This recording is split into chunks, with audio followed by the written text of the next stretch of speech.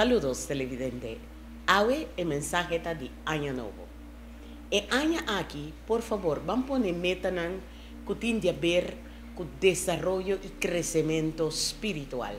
Que es un que abo de trabajar riba capacidad mental.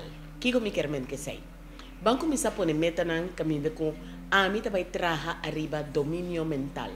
Caminho me vai poner metanan com agora aqui me vai sacar tempo todo dia, 5 minutos, para me calmar meu pensamento nan, para assim a mim por começar a desenvolver paz interno e assim a mim por radia e sei para outro nan.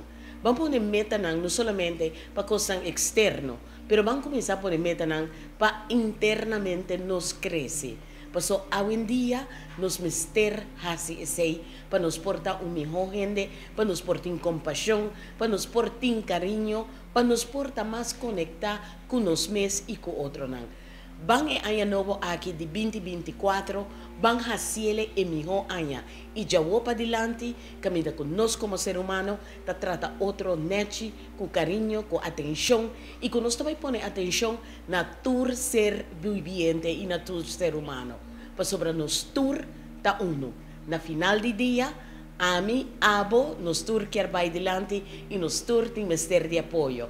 Van a apoyar a otro, van a hacer año aquí 2024 es mejor. Éxito y un feliz y próspero año, lleno de dicha y lleno de felicidad.